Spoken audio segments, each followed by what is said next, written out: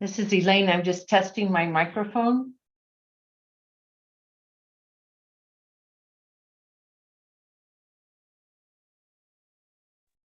This is Jen. I can hear you. Great, thank you. I'll mute again. Okay.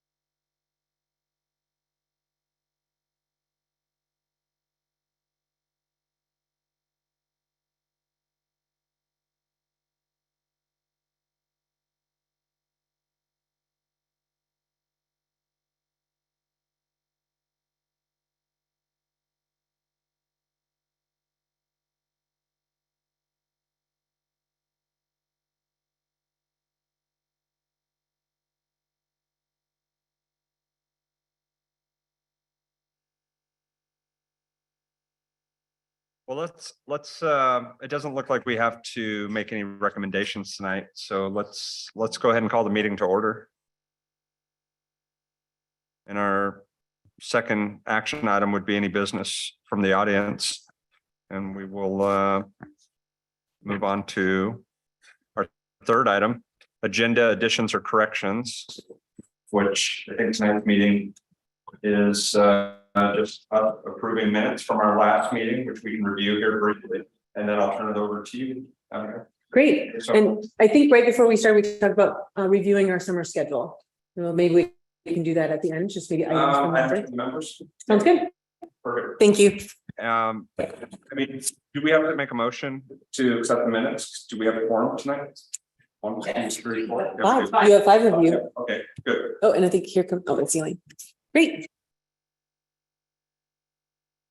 Has everyone had a chance to review the minutes from our April meeting? Yes. I'd entertain a motion to accept the minutes. Thank you. And a second. Thank you. All in favor?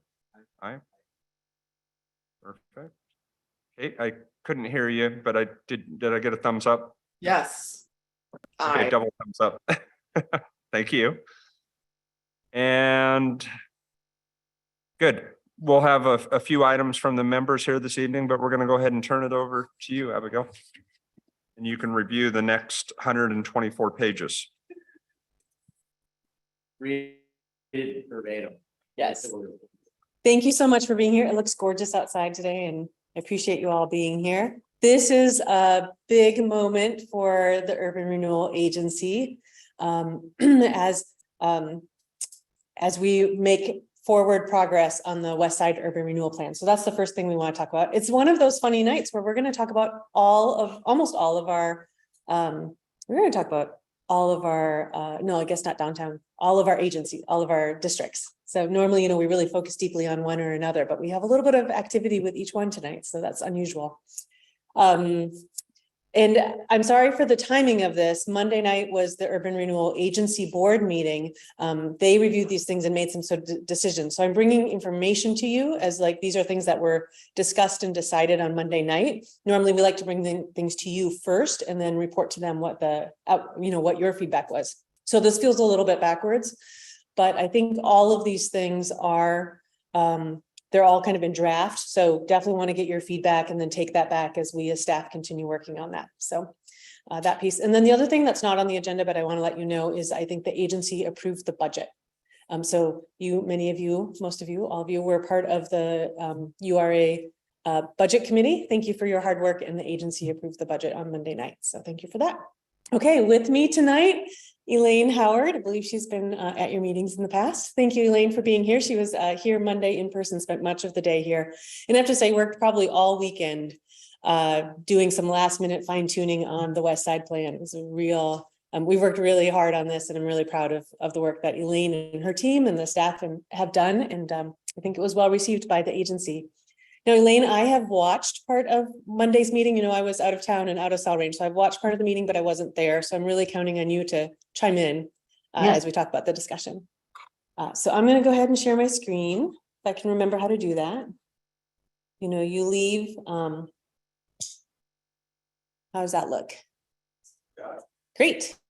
I don't know what that login is. Oh, that was you. I'm trying to plant these calling in by phone. So Okay. I'm gonna get them on. Well, hopefully we can get him in a minute. So we are at here we go. Critical piece for West Side. We have worked on this for quite some time. You have given us feedback on what we might look like for public participation. And you've seen a lot of these slides probably in some form or another in the past. Is that you, Clint? Thanks, Jen. Yeah, she just unmuted me. I didn't know how to hook up. I don't have Wi-Fi here, but I can hear you guys loud and clear. So. Wow, that's dedication if you're calling in. We appreciate that. Thank you. So I've just started talking about the West Side Urban Renewal Plan, which was before the agency on Monday night.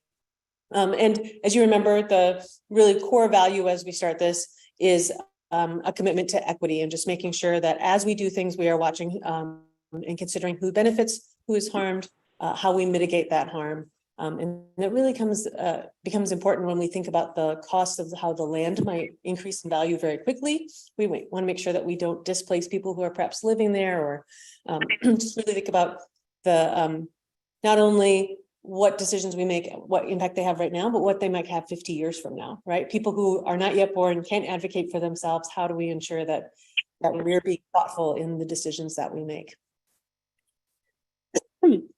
I think, Elaine, am I turning it to you for the next couple slides? Sure.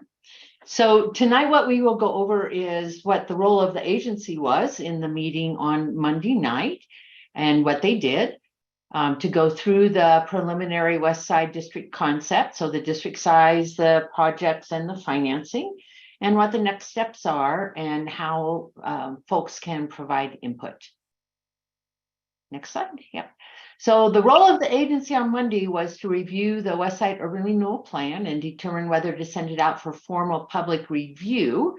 So it's a draft plan and it stays draft until the city council actually adopts it. So the city may make changes to that plan anytime between now and when the city council considers formal adoption. The formal public review would be sending it out to the taxing districts. We have not done that yet. We wanted to wait till after tonight and after we could go through some things with Abigail. Sending it to the Planning Commission, to the County Commission for a hearing. And in this case, the County Commission also has to vote approval of the plan because there are unincorporated properties within the boundary area. And then for a hearing by City Council and a consideration of a non-emergency ordinance. Once we send the taxing district letters, which we're anticipating sending very soon, they have a statutory 45 days to provide written comments to the city. If they provide any written comments, the city has to address those as they review the ordinance considering adoption of the plan. And then that last bullet point is the county commission doesn't adopt the plan, they actually approve the plan per the wording in the statute. Next slide. And I'm got him muted a little bit. I think we can hear the static in the background. And before we go on, I'm going to quiz folks. Can you each name one of the taxing districts? School district? West Side Fire Department, yeah. Any others? The college. College, community college, good job. The library. The library, yeah. Parks District, yeah, including the city and the county. So you got most of them. And so we will send this out. Those districts have 45 days to provide comments, and they are aware of that. They know this is coming. Back to you, Elaine. So this is a map of the proposed West Side District. It is projected to be about 406.1 acres. And you can see that it includes many large undeveloped parcels. So you can see outside of that green area, the green area is the proposed district. Outside of that area is where development is. And you can see how those parcels are divided up to help incentivize development to occur. And many of these parcels are not divided. And you can also see that the transportation system is not a full transportation system within the area. So the area goes off of the I-62 interchange, it goes north of the river a little bit, it comes south of the river, goes along Cascade through the business district there, but then also includes all of those properties that many of them are unincorporated, but those undeveloped properties on the west side. So that boundary may have changed a little. I wasn't at your last meeting. We did reduce it by a little bit at the request to try to keep the waterfront district open for a bit. So we needed to reserve some acres in the waterfront district. So what was reduced out of here was property that was least likely to have any project on it or to be developed. I think when we originally brought this concept to you more than a year ago, I think we were at 450 460 acres. So you can see we reduced that down to 406. I think I can talk a little bit about this. You are, as engaged citizens, you are all very aware of that the city has these 3 plans. The transportation system plan, most recently amended in 2021. The Hood River Affordable Housing Strategy, which I remember Commissioner Kate Hoffman was a member of that group, came up with a number of recommendations in May of 2022. And then the Parks Plan, which I think was 2020 or 2021. So those have been our guideposts as we've worked through this and thought about the vision for West Side. Community engagement was a big key of all 3 of those plans. Each one of them had transportation system plan, had its own stakeholder meetings. The Parks Plan, which the city was a partner, was not the lead, had a lot of focus groups, community meetings. And then the Affordable Housing Strategy had task force, very deep conversations, stakeholder interviews, and multiple rounds of feedback. In this piece, Elaine, I'm hoping that you can provide a little bit more context, but you might remember that the city had a virtual open house on May 23rd. We'd come to you early on about what should public engagement look like. And I think we had all kind of agreed, based on the fact that those 3 plans had significant input, we really wanted to be strategic with our input on this urban renewal, early on the urban renewal draft plan. So we had an open house on May 23rd. I don't know if any of you participated. Jeff, you were there? And I think I observed. yes. And I think Kate was there. So you've seen many of these slides already. And then I think Commissioner Hoffman will be at the Planning Commission. She'll see many of these slides again. You should get a bonus like by the time you've seen them for the 10th time. But we had about 40 people signed up, 20 people attended. We didn't really get any significant feedback in the meeting itself, which is actually kind of what we expected. It was really informational. And then we encouraged people to fill out a survey. And so Elaine and her team actually ran the survey and I think kind of analyzed those results. Yes. So we did a survey on May 23rd through June 11th. We did it both in English and in Spanish. The Spanish version was not up until about a week after that because we had to wait for the open house information to get translated. So as soon as that was translated, we were able to put it up in Spanish. That we received 44 responses to the survey. And, the survey was very open-ended. So it's a little hard to categorize responses on an open-ended survey. What we ended up doing was trying to categorize those into our project categories. So housing, parks, and open space and transportation. So the very first question was the draft priority projects were selected from the city's TSP, Affordable Housing Strategy, and Multi-Jurisdictional Parks Master Plan. Are there any projects from these plans that you think should replace other draft projects in the West Side Urban Renewal District? So it was an open question. Basically, what we got was the most responses were really for parks and open spaces, and a lot of support for those projects and desire to see more parks and trails and open spaces within that area. The transportation responses were, one of them says finding ways to improve traffic flow is important to livability and overall safety. The roundabout of Mount Adams should be a priority. The west entry to Hood River needs a lot of help. Additional lanes will be important. So a lot of these are the responses were in line with the projects that were identified for the plan. So that was great. On the affordable housing, I think probably Commissioner Hoffman knows as well as anybody, if she was on that, affordable housing is always a bit of a challenge because some people oppose having affordable housing. Some people don't like to have it, within their own neighborhood. So we got some of those kinds of responses, some responses to limit the amount of affordable housing that went in, and some responses just saying that the city shouldn't be involved in that issue.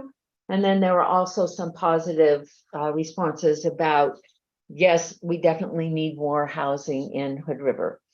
So those were the kinds of responses, generally very positive, and we have summarized those responses. And so I'm sure as a follow-up, if the advisory committee wanted to see the summary of each response, your city staff can certainly send that through to you. We did not get any responses from the Spanish version, which was disappointing, but gave us information that I think we already knew, which is if you are going to try to engage the Spanish speaking community, a lot of times you have to go to them yourself and find them where they are meeting. And so we have taken that input, and it will be a few years before the city actually starts undertaking projects within this area. But we have talked with Jackie and I talked about this in terms of once you start doing projects, that it will be important to start engaging that community directly, especially on the affordable housing projects. By circumstance, at that meeting, a number of people who lived in one mobile home park, which I believe, and Abigail, you can correct me whether that is still within the area or not, but I believe it was within the area, came and talked about the need for help and support. So that was very meaningful to the agency. Staff listened to that. I don't know, there were probably 15 people who came and spoke. So we were really pleased to see that, and pleased to see that support for the affordable housing, even though they didn't directly tie that. They were concerned about their present living conditions. It certainly brought home to us that this is indeed a very key need within that community. So we really appreciated that input. So the formal public review process, the agency was open, and they did receive those comments, and some other people came and commented. The Planning Commission will allow for comments. The county briefing and their vote will allow for comments, and then the City Council hearing will be advertised to, I think you're doing it by a mailing list of the city and unincorporated urban growth area. So everyone will receive a notice to that City Council hearing. Right. So we anticipate some interest in both the Planning Commission and the City Council, because I think tomorrow or Monday, very soon, there will be a mailing to every property owner in the city, plus the affected unincorporated area. So, which I have recently learned is called a super notice. So when you get that in your mailbox, you can feel super excited about it. Are there any questions about the community engagement before we move on? Which mobile home park? I think it's the one closest to Safeway. Is that correct? Is the one by the gym, or the one over, By the gym. or by Yeah, Les yeah. Schwab, like on the? No. By the gym. Okay, yeah. Big gym.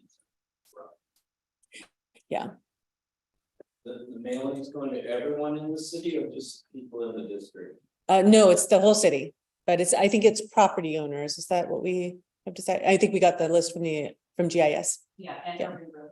and the urban growth boundary. It's a big mailing for the city. Oops, sorry. So as you review this, and you have seen a draft project list a couple months ago, you might remember assumptions with this is that all of these projects, whenever we start a street, right? The street comes with sidewalks, it comes with sewer underneath it. All of these projects will require additional funding. Some of that funding will probably come from ODOT. They're very engaged in this plan. They know that we're working on this.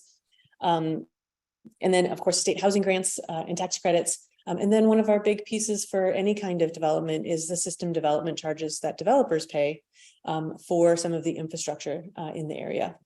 And then that last one, the federal congressionally directed spending, that's what we used to call earmarks. Now it has we call it CDS. And so there might be some possibilities for that. We don't know what that looks like, but we're definitely in conversation with Senator Merkley staff specifically, but Senator Wyden and now Representative Blumenauer, because of course we changed districts with the in 2020 with the new census. And then of course many of the projects will require additional work, as I just mentioned. Lots of those are pieces that are identified in the capital improvement plan. That's a 5-year plan of infrastructure that the city is constantly working on. So some of the projects, as I said, you have seen that list. I don't know that this has drastically changed since you last saw it. A big chunk of that is exit 62, right? That is a failed intersection. It inhibits development because ODOT is concerned about, if we were to have a lot of traffic. So one of the examples I know Dustin talked about Monday night was the Performing Arts Initiative. That's a group that was looking at possibly building in the West Cliff area. However, if you think about performances, right, you have 200 people all come at once and then they all leave all at once.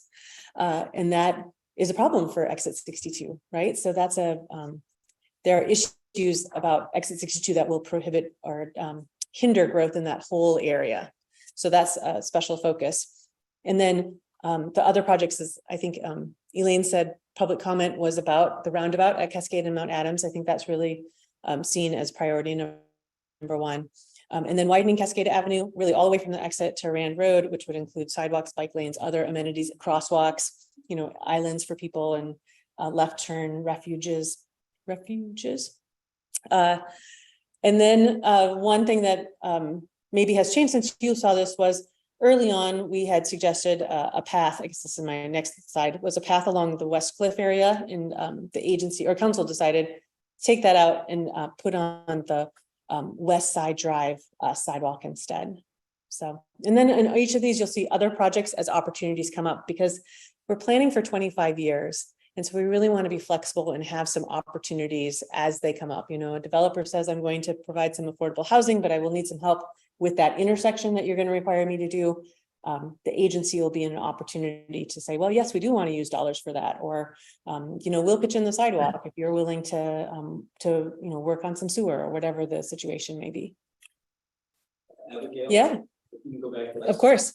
I think MB2B is not in the right spot on the map. It stops at Rand, doesn't it? MV2B. I'm not sure. I'll have to double check that. Wrong spot on map. The label. Yeah, Which was NB to be. MB2B. it's the one to the No, to the what east. project was that again? That's widening Cascade between exit 62 and Rand. Oh, okay. Oh, and I see in just the label is too far to the east. I gotcha. Which is, thank you. Like Elaine said, we're sending this out to taxing district soon, so we want to correct any problems. Was that arts project, were they looking at just north of 84, like northwest of the exit? Is that where they were looking? They will, yes, yeah. You guys are including that. Mm-hmm. I don't know that they are still, I think they had an option on property there. I don't think that there's, I don't know how serious they're about that anymore, but It's really great property and there's some. what a view. Oh my gosh. Structure, yeah. Yep. It'd be really cool. We live just outside of. Oh, okay, so you know that area well. Great. Proposing projects now, when we talk about transportation, I get really specific, right? I got the project numbers, all those pieces. When we talk about housing, and much more generic because we don't exactly know what it will look like.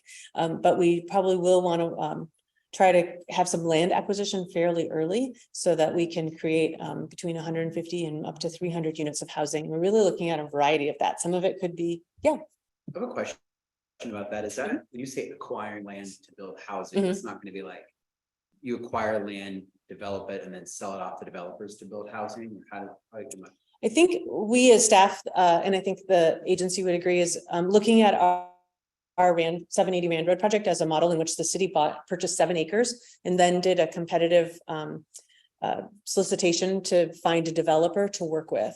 So in that public partnership. Yep. And this comes with the assumption of there's going to have to be a lot of other dollars. So that one we are applying for state dollars because the total project will end up being that's like $54 million. So Okay. I'm at real estate. Yeah. I invest in real estate. I'm just trying to understand how that works. Is it the city that actually owns in conjunction with a private developer? With the property? I think there's a lot of different options. I mean, I think as a city, we are not in the housing business. We don't really have that expertise and we're not looking to be housing administrators. So I do think the city's looking to acquire property. And with our 780 Rand Road, the city will CDP, the Community Development Partners, the contractor we chose, will have the option to purchase the property, which is really the city. If we're getting $1 for it, I think. Right. So they'll have the option to purchase the property from us. Yeah. Is the bridge fund, is that a bucket of money available? I know that Kevin has talked about needing temporary housing. Is that what you're talking here? We're talking about LIFT funding, which is low income financing tax. I'm looking to Elaine, see if she knows what the acronym stands for. Which are dollars just given, they're given, right? They're not I think bridge funding is, to help kind of that last gap. This is like this will be most of the funding for the 780 Rand Road project. So we are hopeful that it'll be a combination of both apartments, rentals, but also could be some homeowner pieces. And so maybe if the city were to partner with a community land trust, that's the idea where the community land trust might develop a house and then a person buys the house, but there is a restriction in the deed that keeps it affordable, right? They will get some profit when they sell that house or whatever, it's their house, they get to do with it what as they wish, but when they sell it, they don't get to, put it on the open market and make whatever they want. There will be some restrictions as to how much profit there is so that it is affordable for the next person as well. So try to keep a house affordable. So we don't really know what this is look like, but we want to have the flexibility built in. Again, like it could be other opportunities that developers bring us. Abigail, could you Yes, go back please. one and may I jump in? One of the changes that the agency directed was that there be some kind of statement or value statement that housing for people, residents earning 60% and below was important. And we tried to figure out where that statement would go, not changing the goals because the goals come directly from the affordable housing strategy, but that just some kind of a value statement that's important. So we are working on trying to figure out where exactly to put that, but that was one of the agency's directions to staff to do. Thanks, Elaine. Abigail? Yeah. What figure is staff using for the median family income? I think, you mean like, what's that number? I think 120 is 90,000. Is that off what census? I think, For a Elaine, do you family of remember? 4. I think that's for a family of, I think that's what I've heard is for a family of 4 in Yeah, Hood River. and that the source of that is that census data. I think that's HUD data. Oh, that makes sense. Government data. I know we looked at, when I was doing something, I think median was based off 2010 census. When I was doing that. That was obviously census. I am not positive, so we can verify. Yep, I've written that down as a follow-up. I also noticed there was a lot of, I don't know, maybe this is part of the zoning. I was Yeah. doing a lot of mobile home parks that were Mhm. in the zoning. There are two, yeah. Did that come out of that comment from the mobile home park, or was that just a nice hybrid way to provide affordable housing for people? Yeah, the affordable, we've had a lot of conversations as staff about the mobile home parks and that they are in the district mostly because of geography, right? They're solidly in the district because they're so close to Cascade Avenue. But we have had a number of conversations, just that's prime real estate, it's flat, Right. probably has a little bit of infrastructure. As we improve infrastructure and other things around, that will increase that land price, and we don't know what that will look like. And so the city has not traditionally had a role in preserving affordable housing, but there's a case where the city and the agency might decide to take an active role. Yeah, there was something on across there where they tore a couple of those out. There's a lot of backlash. I've heard that. Yeah. I heard that today, earlier today, that in White Salmon, they, I don't know if they changed if they added some restrictions or if the city, I don't know what happened, but. Yeah. Yeah. I think it was just the developer, just like you said, the land became more, you could get higher density housing. And so they sold it off, which these people don't own the land. So they lose their homes. Yeah. Yeah, mobile parks are a really interesting piece. And I think nationwide, there is real interest in exploring different models, like a co-op where the mobile home park residents could purchase the property. So I own quite a few with other manufactured housing communities in other parts. I didn't know that. That's great. Yeah, China. Yeah. It's a very interesting model. It's a good way to provide, like, if someone doesn't want an apartment, but they want a yard, Yep. playgrounds, and they want a community, but they want an affordable option. Right. And also the ability to have some sense of homeownership. It's a really interesting way to provide that, but it doesn't get you the density that like a 100-unit apartment would be. Right. That's also a different type of living. Right, right. Well, and I think we want to have a variety of those different opportunities, right? Folks Right. want different kinds And of. the living. homes are really nice. Oh, nice. You know, that meet the manufactured house. Yeah. Cool. Yeah, we'll definitely be monitoring that. Anything else on housing? No. All right. Paths and parks, as I think Elaine said, this was the one that gathered maybe the most comments. I think folks feel very strongly about parks and paths. Again, parks, very generic, right? Land acquisition for 3 neighborhood parks. And I don't know whether that'd be the agency or the city or the parks district, who would actually develop and maintain those. But I think just the idea again of being able to take advantage of opportunities to purchase land before it becomes so unaffordable that we wouldn't be able to put a park in that spot. And then with paths, these come from the transportation system plan. So I had said the agency had directed us to take one that we had planned along the north side of West Cliff. And instead we put one on the West Side Drive, a multi-use path there. So those are all have been in the plans for a while. And again, other opportunities, right? Easements from developers, donations of land, working with the Parks District if they were to get state dollars, lots of chances. All right, I think I'm gonna turn it back to Elaine for the numbers. And I think these numbers look a little bit different than the last time you saw them.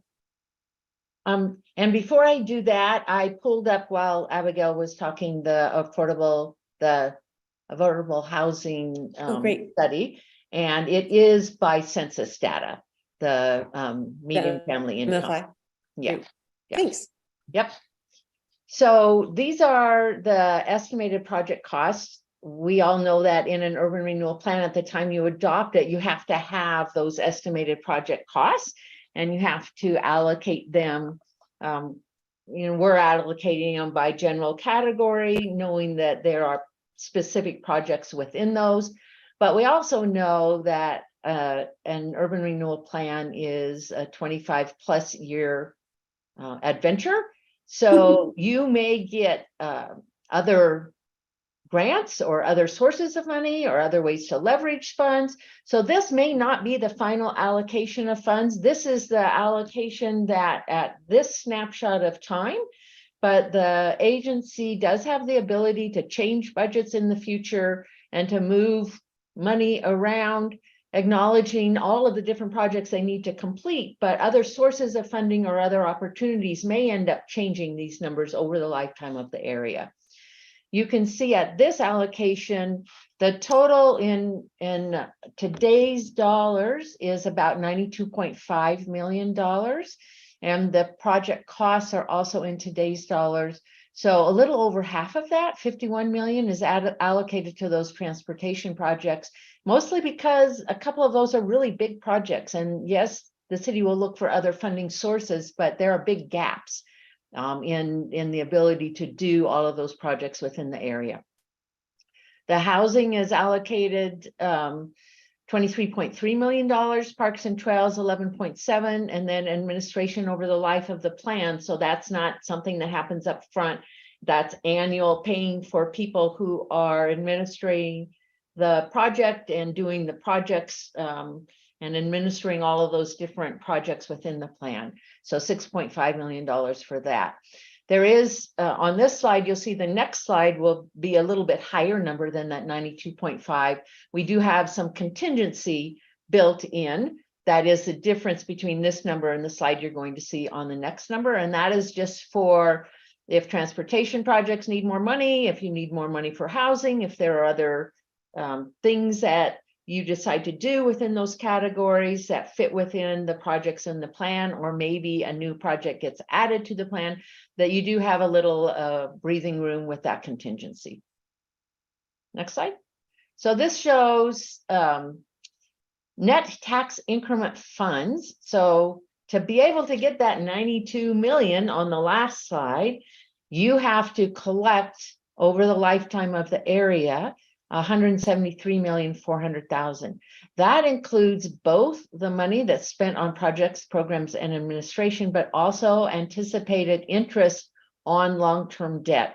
Because a lot of these projects are large cost items, the city will probably have to take out some kind of loan or do some kind of bond to be able to get that enough money in upfront to be able to do those projects and then pay for that project by repaying that loan over time. The maximum indebtedness is the controlling feature of any urban renewal plan, and that is set at $146,700,000. That is the amount of funds that are available over that life of the district, not available at day one, but it's over that lifespan. The duration of a district is not a requirement in the statute, only that maximum indebtedness number. So that is the controlling feature of this urban renewal plan. When that money is spent, the urban renewal area does not have authority to take any more division of taxes unless some kind of amendment is done that increases that maximum indebtedness. And that amendment has to be the same process as an original urban renewal plan. So go through kind of all of this planning that's been done and the different formal steps. So that is a big deal. It's not something that can be done blithely or easily. Next slide. So this is the one that shows the capacity of funds for activities at 94.9 million, where that prior slide said 92 million something for the total cost. So that includes that bit of room for contingency. Typically in an urban renewal area in years 1 through 5, the amount of funds are relatively low. In this particular area, the anticipation is you want to do some of these projects quickly, and so you will borrow more quickly in this area than you have in your other urban renewal areas. So it's looked at, you would have the capacity of borrowing about $20.5 million in those first years 1 through 5. In years 6 through 10, about 19.7, 11 through 15, 22.9, 16 through 20, 14.9, and from 21 until the end of the district, about another $17 million. So that's how the money is looked at flowing in. Again, that's not set. The agency can decide to borrow earlier or later or different amounts of funds as long as it's financially feasible. And so they will work at that point with a financial advisor and bond counsel before they issue any debt. Next slide. This is, do you want me to cover this, Abigail? No, I can take this one. And Okay. I know there's a typo on this slide, so I'll make sure to mention that. So you have been involved in the feasibility process that is completed. And then that was March, I think. And then we were directed to work on the plan, which we've been doing right now. On said June 12th is when the agency reviewed it. You're reviewing it today on the 15th. Taxing districts, like I said, will get 45 days to provide formal comments. July 17th is when the planning commission will review it. This says July 10th. I'm sorry about that. And their review is for compliance with the city's comprehensive plan. So they'll have a public hearing, but I think it's kind of narrow in that respect. August 14th, city council will have a formal hearing. That's part of that super notice. August 21st is when the county board of commissioners will review it for approval. And then August 28th, the council will actually, if they choose to, they will adopt, and it's city council action because the district doesn't yet exist. It's the city council that creates this. Not listed here are, I've offered to the taxing districts that I'm happy to come and present to them if they need more information or questions. And then I believe Elaine and I will be presenting to the county commission on the same day as the planning commission. So that'll be July 17th for comments and feedback from them before they formally review it on August 21st. And our goal, and the reason we're in timeline, before the meeting started, we were talking about summer, and we have a lot of activity planned this summer because our goal is to finish by the end of August so that we have 30 days that it becomes effective, because it's not an emergency measure, right? We have to have 30 days for it to become effective by September 30th. And that allows us to freeze the base of the property taxes from January 1st, 2022. So if we miss that window, then we'll have basically we've got another year. So it does feel a little bit turbocharged, but I think we've done a lot of the groundwork ahead of time. And then the district itself would actually start January 1st, 2024. But if you might remember from the budget meetings, it would not actually start collecting increment until, that tax bill in November of that year. So almost the first, am I right in saying that, Elaine, that That's first year, correct. it collects Yep. almost nothing. That's correct. So it And starts slowly. Yeah. And the other, this says taxing districts that we send the letter out. We did not send it June 13th. We decided we wanted to make sure we had this step tonight and for Abigail to come back from vacation. So that will probably go out tomorrow and have 45 days from that. So that didn't negatively impact our overall schedule. And we just wanted to provide those other 2 touch points. Great. So throughout all of this, all of those meetings we just listed are, most of those are opportunity, both from a very formal for the taxing districts, right? We want to solicit their comments, but also residents, developers, others who might be interested in the district can provide comments at any time. And we've designated our fearless city reporter to be kind of the collector of those through email, or if someone wants to make an appointment with one of us from staff.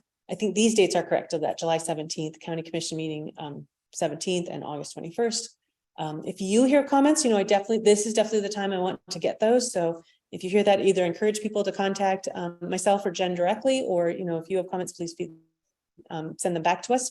Because this is the draft plan. This is the time, this summer is the time to get those final feedback for a plan for adoption at the end of August. So knowing, of course, I say that, but knowing, of course, that you can never plan it for 25 years. And so we always assume the plan will evolve and change as it moves on. So we want to provide good guidance for future urban renewal agency boards, but we also want to give them the flexibility that they can be responsive to the community.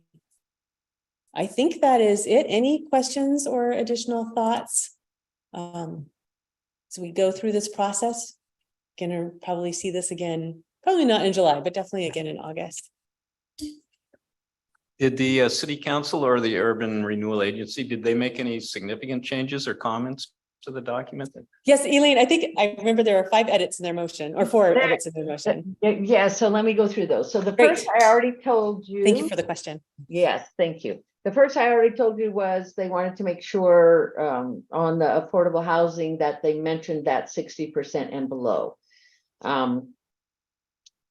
Commissioner Babbitts from the county came and made some comments and asked for a couple of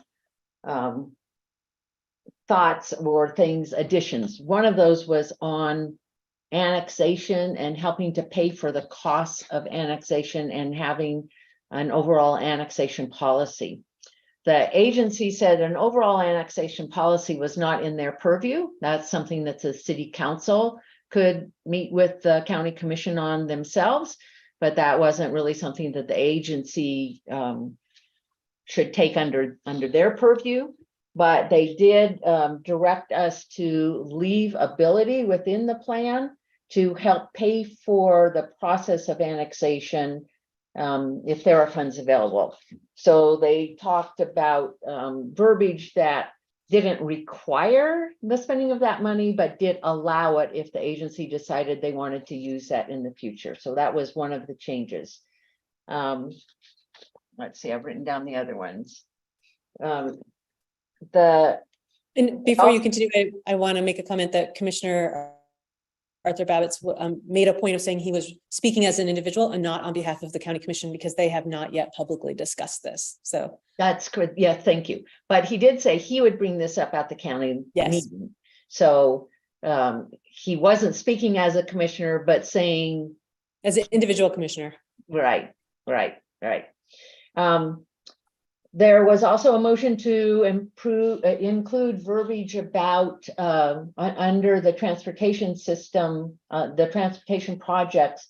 There is some just kind of general language that says other roads as designated, and a specific developer has talked about some other roads, and so they didn't want to say that those roads would be done all together, but they wanted to acknowledge that they'd received that input. So I think that the language that they suggested using was other roads potentially, or some verbiage that again does not commit, but acknowledges potential consideration. And I don't know the names of those roads, so Abigail probably does. And then the next point was in the budget, there wasn't a specific line item allocated to parks acquisition. And they directed us to within the report. So this doesn't happen in the plan. This happens in the report. In the report to change one of the tables that says money allocated to specific trails to provide for a specific amount of funds for acquisition of parks. And by doing that, reducing the money to the very first parks trails project by $1 million, and then using some contingency to be able to come up with about $2 million to designate for parks acquisition.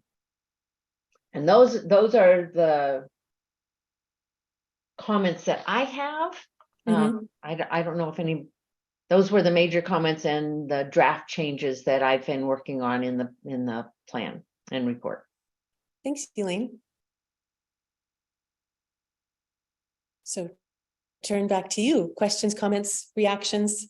The question on the parks. Yeah. Is the need for parks based on some kind of acreage or population growth in that area? And I don't know the statistic, but the multi-jurisdictional park plan has a formula in there. And so that's how it has a list of, and like we just called them neighborhood park A and neighborhood park B. It does have that, like, I think it's between 2 and 4 for a neighborhood, whatever that looks like. So that's where that comes from. And I just had one other comment.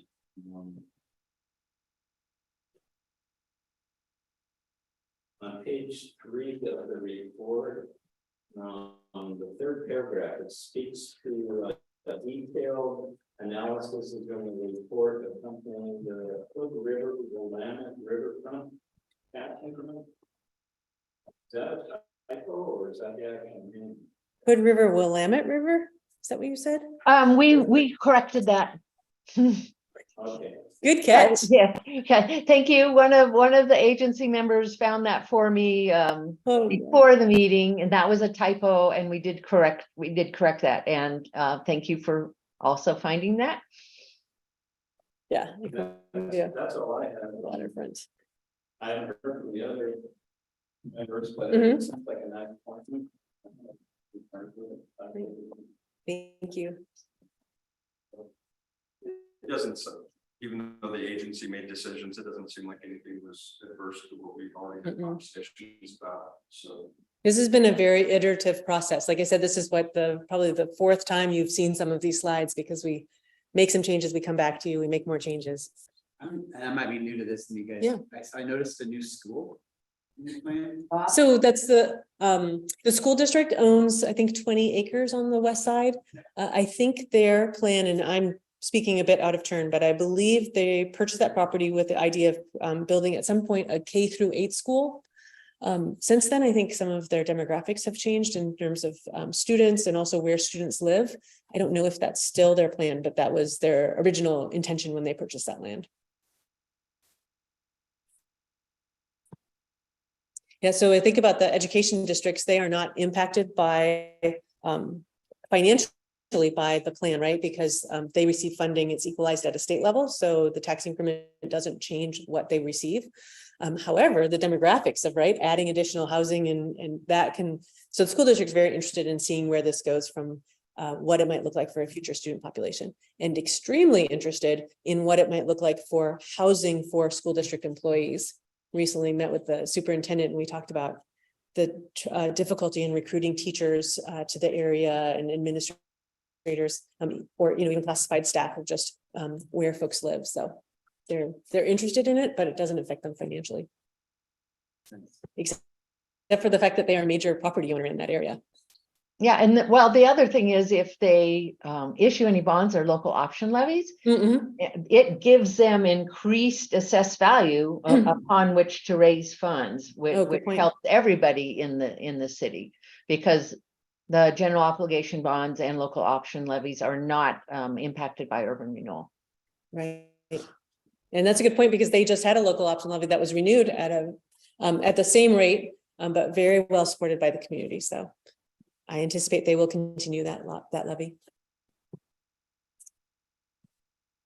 Others? Make sure. I'm looking at Kate to see if, just make sure she's. Hi, yes, I'm here. I mean, I think this plan had everything in it that I expected to see based on our previous conversations, based on the experience that I had with the housing task force. And I'd also like to say, if you do have any questions about housing and the AMI calculations, I highly recommend reading or scrolling through at least the housing plan, because it really does a good job of explaining all of that, which I think is helpful over the years.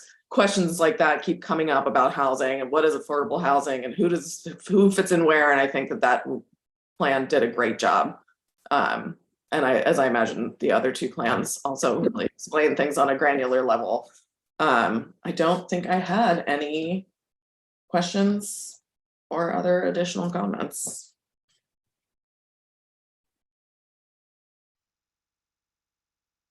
I had one other. Yes, please. comment. On page 18 of the plan, there's a table table 7, and it refers to website drive construction will labels path, and it labels that as NV 4.2. It seems like it should be more of a pedestrian. And also if you go to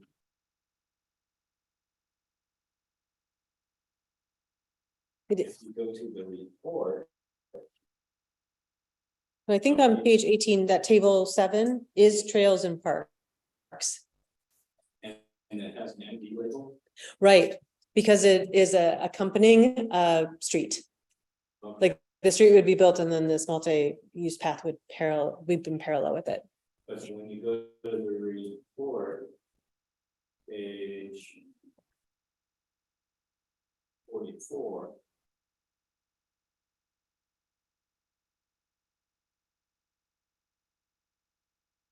It has the same table, but it labels that with. Oh, I see that. Yeah, labels it as, or is it there? It labels it as a P1-1. I see what you're saying. Thank you. And I'm not sure which it should be considered. Yeah. Thanks. It's And all- Abigail, you'll need to send that to me in an email. I couldn't hear it clearly, so if I need to make. Okay, If you yep, can- it's just page 18 of the plan and page 44 of the report have a similar table, but they have a little bit of a conflict. So we want to Okay. ensure that they're consistent. Okay, Yeah, excellent catch. Thank you.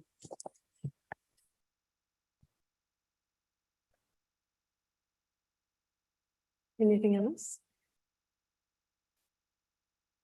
Can we go back to that, just the schedule now of the Mhm. upcoming meetings and just sort of when we have opportunities to. Yeah, let me see if I can bring that back up. Looks like I closed it.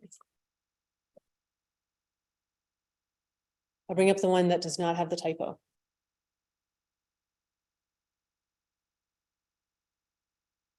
the typo happened because we had it on one day and I found out that wasn't a day that the planning commission met. And so when we fixed the PowerPoint, we found it in the one place, but I did not find it on the prior slide. So sorry about that change. Mhm. I can also go back to the previous one, knowing that it has a wrong date on it. That had a lot more meetings listed. Do you need more? Great. I can look it up. Great. Well, just that there's a lot of touch points this summer, so be important. Great. Well, thank you all. I think on if we have a July meeting, we'll do just a check-in to say, if we've heard any feedback, we're working on this, but it'll really be in August when we'll come back and say, here's what we've heard and here's kind of how we're incorporating that feedback into the final plan for the consideration of adoption. Great. Thank you.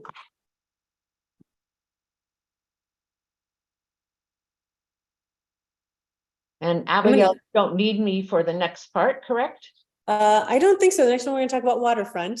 Okay, So I will do this, but I will follow up with you if we have questions. great, thanks. Thank you. Thank you, everybody. Bye-bye. Thanks, Elaine.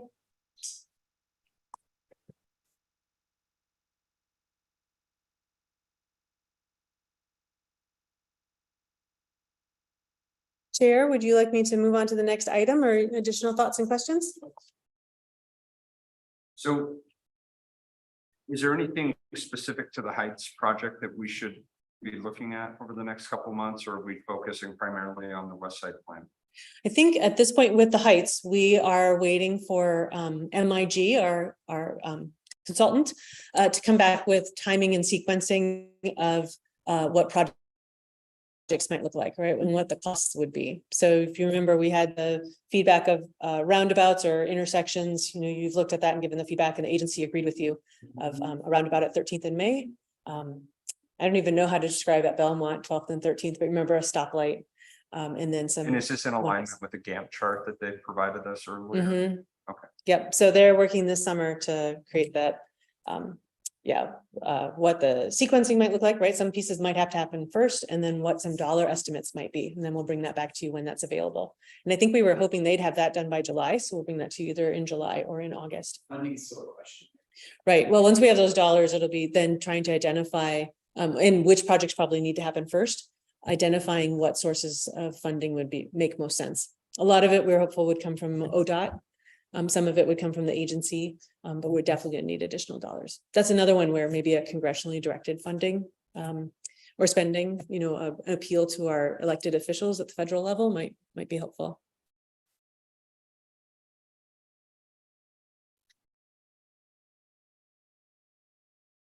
And there's a lot of moving parts with this West Side plan. Sure. So what can you go over a little bit more detail about the minor amendment to the waterfront plan? Yeah, that's the next item on the agenda, and Are we okay moving on to that? Great. Okay. And She gave the nod. oh, good. Thanks, Kate. And this has a direct relationship to the item we just discussed, right? Because you can have 25% of the city can be in urban renewal zones. And so there's some of that kind of give and take.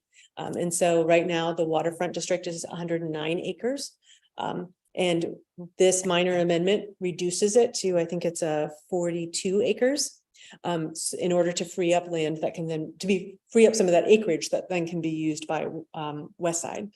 The alternative was to keep waterfront 109 acres and then having to do an amendment to the West Side plan later to add additional acres. So what the agency decided or directed staff to do on Monday was they adopted a minor amendment, and this is reducing the size of the district to 42 acres. So I'm taking, you know, shedding about 60 acres from the district. And if you've got the map, you can see so I don't have a copy for the screen, but in your packet, the green pieces are the pieces that would stay in. And those are the parcels that either where the construction needs to happen or they are producing tax increment. So we took out the pieces that are, this sounds mean, but dead weight in the district, right? The wastewater treatment plant, right? Neither requires reconstruction nor contributes increment funding. Waterfront Park, the Hook, pieces of Nichols Basin.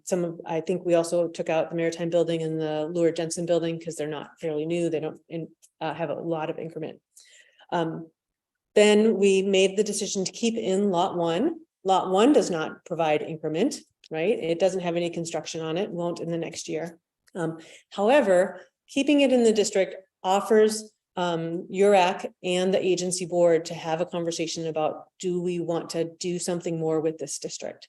So if I back up for a minute, the district started in 2008.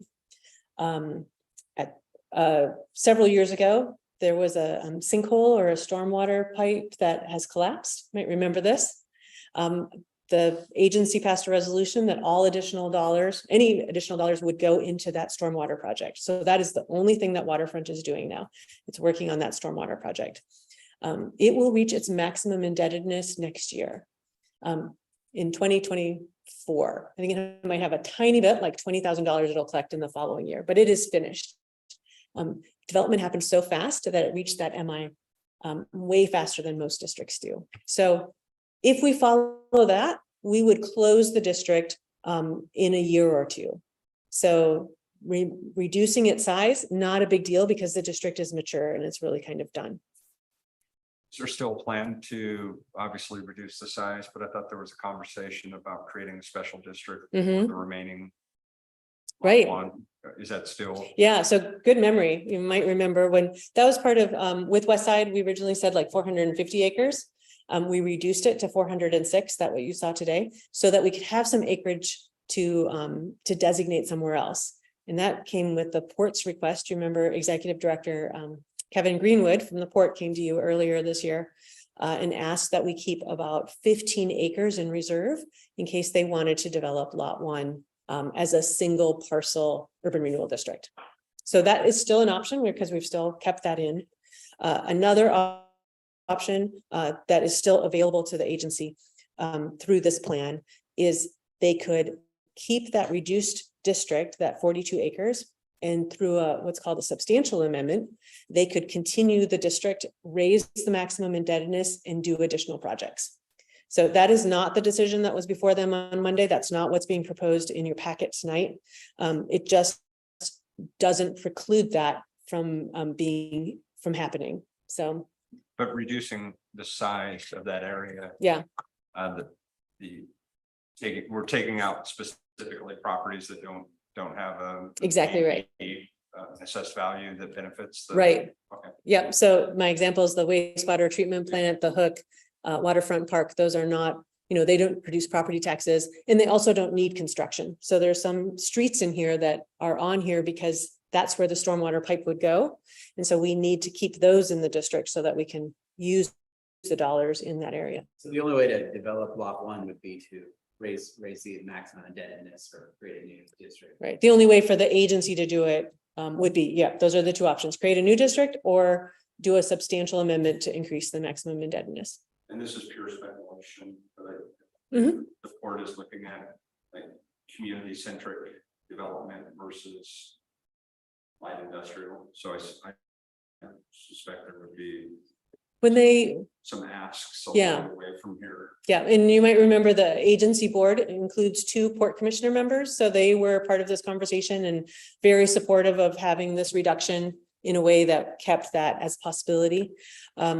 When they came to you, they talked about wanting to do some kind of community process for what would be the best and highest use of lot 1. I don't know what that would be. I mean, I just heard you say community amenity. I definitely think that's something that's being discussed. But But- that would help with taxation. Right. Absolutely not. Yeah, Plus they're losing the bridge revenue, so. that's right. It seems like they would want to create a revenue. Yeah. Yeah, the port is having a lot of really important conversations about kind of what the future of their investments are and what that will look like in the next 5 years.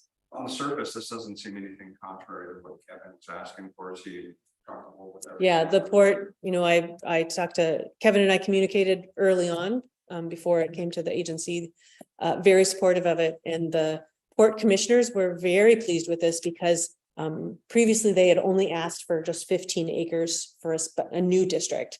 This gives them the opportunity to have the conversation about, that keeping the whole area to support a lot 1. That doesn't guarantee it, right? That's a whole different conversation, but it keeps that door open. So this one was one that we had been having kind of an academic conversation about it, but then it became urgent when we talk about being able to have the west side be that full 406 acres. So there's a direct relationship between these 2 pieces. And this is a good practice for all of us as we think about West Side evolving over the next several years. This is how you do it. You have a minor amendment, you pass a resolution, and then you can do that to add projects or to remove acreage. If you increase a district size by more than 1%, or you increase the maximum indebtedness, that's called a substantial amendment. You need to go back to the taxing districts. You need to hold those public hearings and super notice, like we said earlier. So you can shrink things easily. You can expand them with a great deal of effort. It's been quite an education this year. So lot one is about 15 acres. Lot 1 itself is about 9 acres. What the port had asked for was the parcel directly south of that is called the Barman property, or lot 900. And the port had at one time was working with a potential developer to build a hotel there. I don't know the status of that project. I think that has fallen through, but they might pick that back up at some point.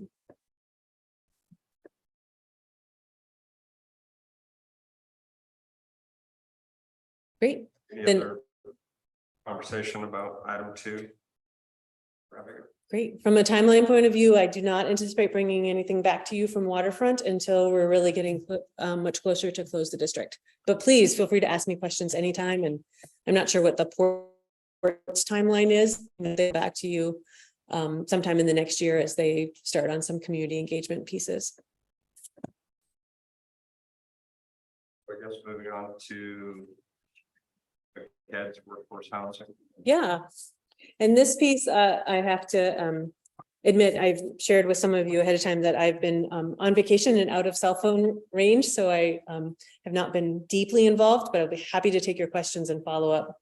But this is a piece we have let's see, grab my notes here. In the Heights, you remember that's a district started in 2011, 96 acres. Several goals. One of those goals is to housing in the district.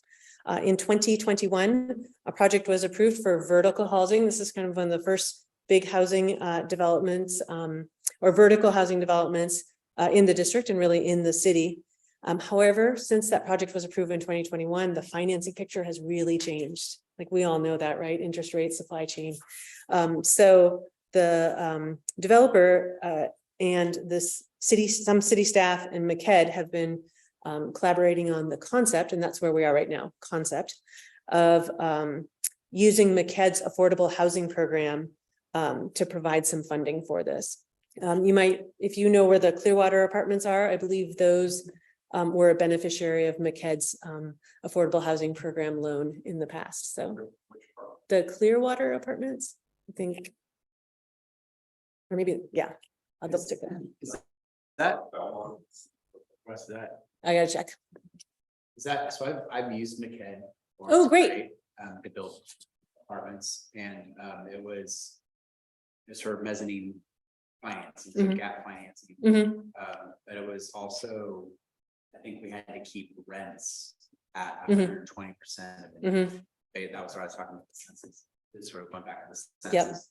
Yep. Is that gonna be the situation here? Yeah, I believe this development it's 32 or 31 apartments, and all but 2 of them would be in the 120%. Okay, so there was affordable housing, and then that was, I don't remember the difference. Yeah, I know we use those words interchangeably, right? Right, But but it's affordable, different. workforce, Affordable. and attainable. Oh, attainable. I Yeah, think it was attainable. okay, That was considered, what I built was considered attainable. yeah, yeah, So it had to be within 120%. right. And I think MCED uses the term workforce housing often as well. Okay. So, yep, so that, yes, it has that requirement to it.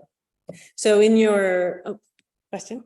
So in the staff report, Mhm. on page 121, it says that the project will include a real component on the first floor. So that's one question. Mm-hmm. I'm not sure if it's a typo or a real I will follow up. retail component. perhaps? That's probably, that seems much more likely. Because it sounds like it's mixed use. Yeah, let me double check that. And then it goes on to say on the 30 units, 28 of the 30 units under 120 AMI. Mm-hmm. And an average AMI of 112. So does that mean some of them will be like That's how it sounds. 104 and then some 120? Yeah. So they average 112. Yeah, I believe so, but let me follow up with that. I'll talk to. I read the actual IGA, it just says 120. Mm-hmm. I will find out how we calculated that number. to the developers. If you say you can go up, if the units can be as high as 100. Yeah. They'll all come in at Yeah. Understood. I will follow up and get back to you. Thank you for the question. That's based on census data, and it locks in for a period. Mhm. So you sort of can be. Rising cost of housing, is the census data locks it in. Oh, right. Yeah, I don't know how often that is updated. And so the debt is 4%. That's what's in this concept. Like I said, and the agent, yeah, the action the agency took was to direct staff to work with MCED and the developer to create the actual terms. But that's our starting point. That's our assumption. So this is a kind of a big moment for the agency because it is not worked with private developers to develop housing. So this is kind of a big moment. And I think that kind of signals an interest from the agency and from city council of, you know, bring us, you know, your ideas and development and let's see if it's a good fit for the city or for the agency, you know, we might be interested in participating. Well, one thing about MCED too, I remember this be something just to consider, Yeah. like you talk about thinking about the next 20 to 50 years, Mhm. right? When MCED funds were being lent, it had to stay at the 120%. When a refinance happened, that requirement no longer Oh, interesting. applied, and I so wouldn't you have could known go to that. market rent. So Yeah, I would say just not, I think it's a great program, and I just think like if the spirit is attainable housing or Yeah. workforce housing, which I think that's what we're trying to, that's what we're trying to accomplish. Just think through that, because a very common play with investors is you'll to put debt on property to get it done, and then the value will be increased so much that you can get a standard bank loan, take out the MCED financing, and then Gotcha. market rate Yeah. apartment. And so Yeah. that sort of defeats the purpose. right. Think about it. Yeah, I'm definitely made a note about that. We'll take a look at that. Thank you for that. And I'm not sure that's the case. I'm just talking off the top. of my Right. head about whatever. And when I say MCED, does everyone know MCED is a agency, Mid-Columbia Economic Development. Has two Ds. I don't know what the second D is. But the executive director of MCED is Jessica Mehta. She's a former city councilor, so we're well represented. And they do a number of Really great stuff. yeah, they have a very vast portfolio. I mean, including this, you know, economic development around housing. They run the transportation system in Wasco, so they Wasco County, so they have the bus service there. They are working on broadband issues in the unincorporated areas. They have Gorge Tech, I think, which is they convene technology groups in the Gorge and helping them kind of find funding. They work closely with the state to connect folks to different funding. We've talked to them about grants. And then I meet with them every 2 months. They pull all of the Hood River County administrators, right? The county, Cascade Locks, the ports, all of us together to really talk about infrastructure and economic development. So I have found them to be a really great partner. So, and that felt really good, I think, for the agency to say, we're not going on this on our own. We're going with an agency that has already done this, who already has the structure in place. So again, this is, like I said, in concept, this will be going back to the agency and we'll check in with you as well as that moves forward. And I don't have a timeline on that. I don't know how urgent that one is. Couldn't tell from the address, the location, is it the northwest corner of 213? It is the southeast corner. It's on Jackson Park. So there's a house there that I think has been, is it rented? Is it what? The big beige house, it's on. Is it beige? No, like, I want to say it's stone. It looks very substantial. Yeah. Yeah. Is there a forgot my head, like, on this one? Oh, parking. Do they consider, because I know parking's can be a bit of a challenge. I am not sure. I think it has some parking, but I don't think it also has parking in lieu, which is an opportunity for, you know, purchasing in lieu of parking. But let me find out and I can bring some of that back to you.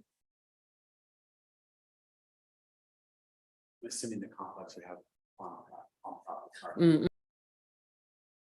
Yeah, that's a piece that would have gone through the planning commission, which I don't track unless it comes up to the city council. So Sounds like a nice project. Yeah, I'm happy to see the Yeah. Something at commercial level on that area, a lot of places it doesn't work. Mm-hmm. Cool. All right. If no other comments, though, I think those are all my action items for you tonight, or all my informational items for you tonight.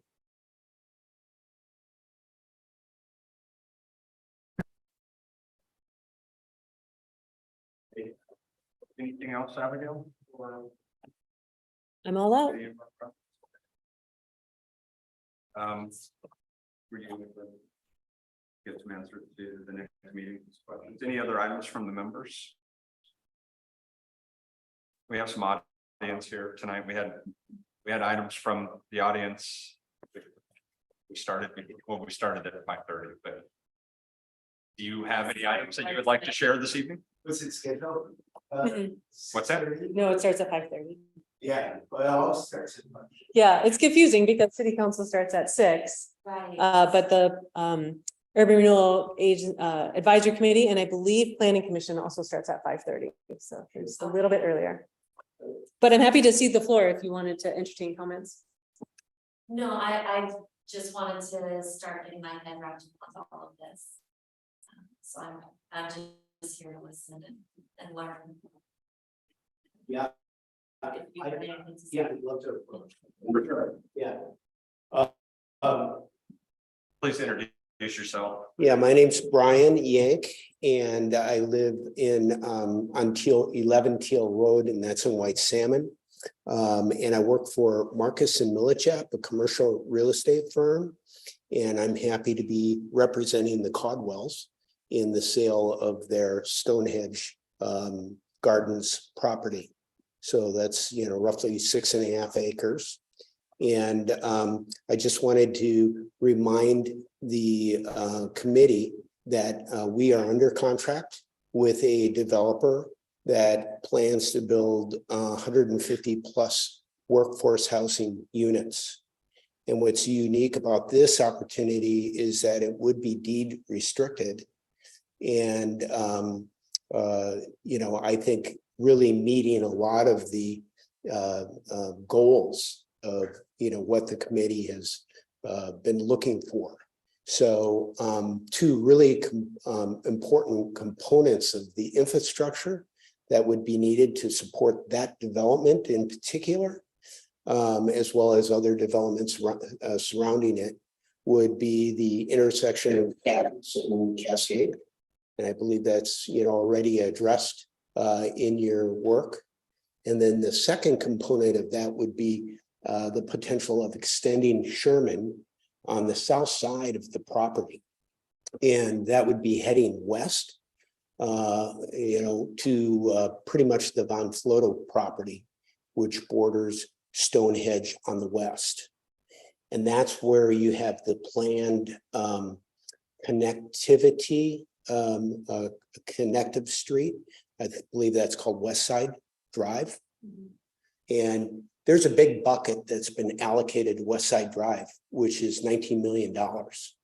And I think what we really want to advocate for Stonehenge is the prioritization of some of the projects, including that extension of Sherman. And I think that falls in the bucket, if I'm not mistaken, in the $19 million bucket, but it's not called out specifically. And what we were kind of thinking is that maybe that's the one piece of that 19 million, which should be prioritized first, because it brings you 150 units of workforce housing that is deed restricted and will live with the life of that property. So Brian, I'm looking at a map now and Sherman running east to west, and you go beyond Stonehenge and you touch the Von Floto's property. Are you wanting to connect another road that runs north and south from there? Well, I believe in your plan, is it M4? I can probably bring it up. Yeah, so I think it's M4 that is the connector between, I believe it will be One Country Avenue and Main Street.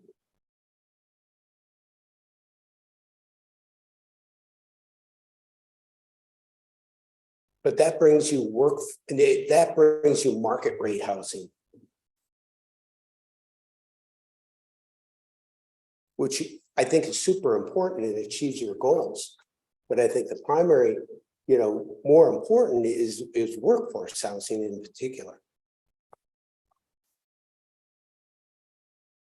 Is that right? Yeah. I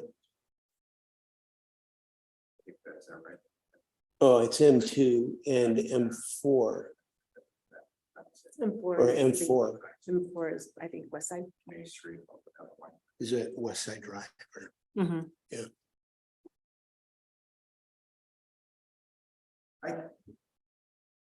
Abigail, this might be a question for you Mhm. on MV3 there, the corner of Wine Country Way.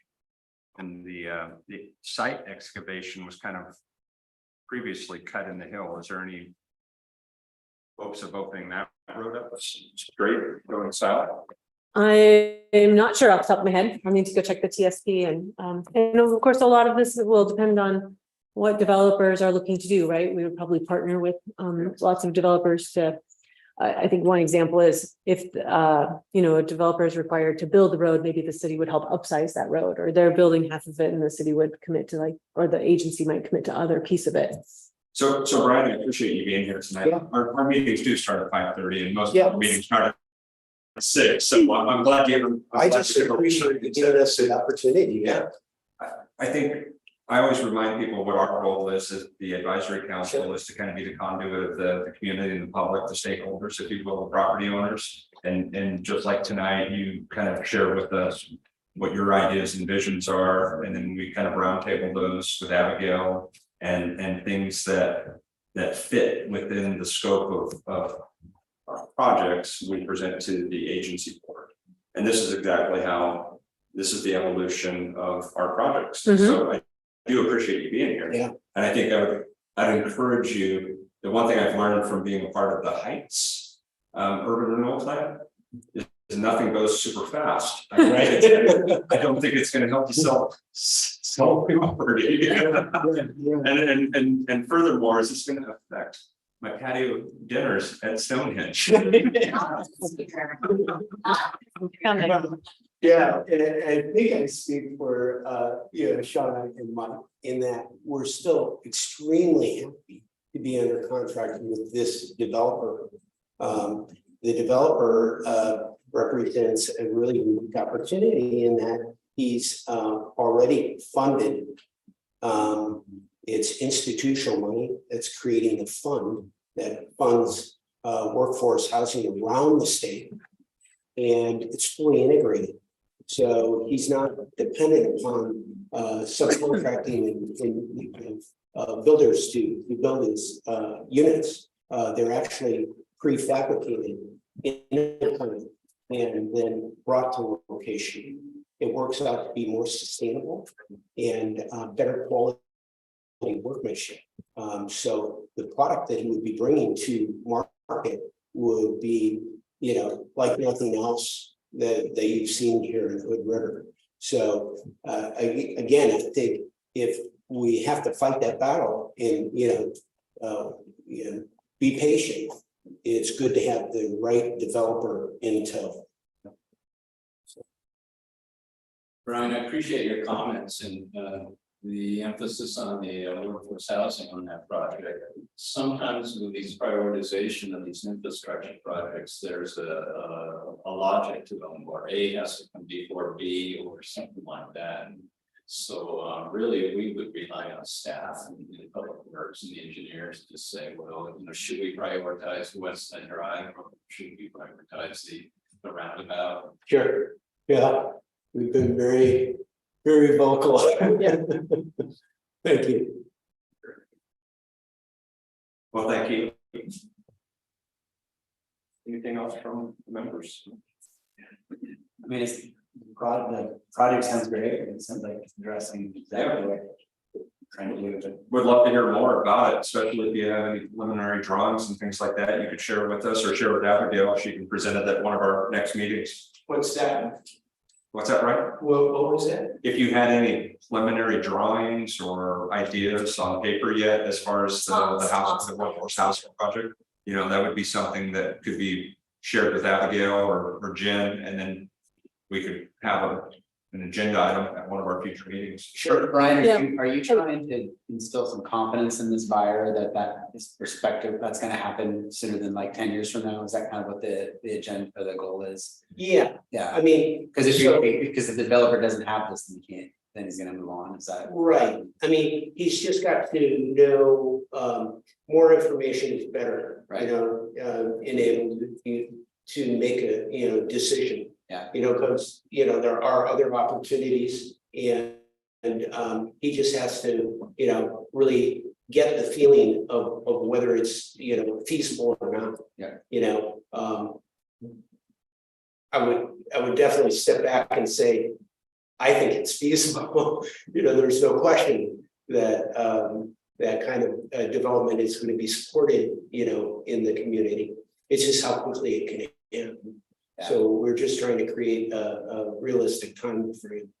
And be able to have the Caldwells, make good decisions, off of that. There are other developers that's expressed interest in the property, quite a, dozen, proper or developers, but this one was selected specifically because of the reasons we highlighted. So I think that another Sure. developer might have a longer time frame to deal with and bigger hurdle to get over. So I think Mr. Cody and Mr. Yank are working with the planning department, as they work through pieces of this. They've been working with our planning director, Dustin Nielsen. Right now, the proposed developments outside of the urban renewal agency scope, right? Because it's not in the urban renewal agency. But if you have information you are comfortable with me sharing with the group, I mean, at this point, I'm being very careful of the information because I don't know what's privileged or confidential. But Sure. if you'd like to send me an email, I'd be happy to share it with the committee members, just so that they're aware of something really fascinating that's happening. Some really cool potential project in our city. Yeah, even without an NDA, I think that he would be delighted to share Great. information. And not only that, if he had, the ability to come and approach and speak to the community. Great. Well, I'll check in with Dustin about kind of where we are on that. Sure. So thank you. Okay.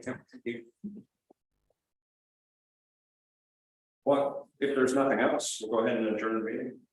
Have a good one. You go. That sounds good. Yeah. Thank you all.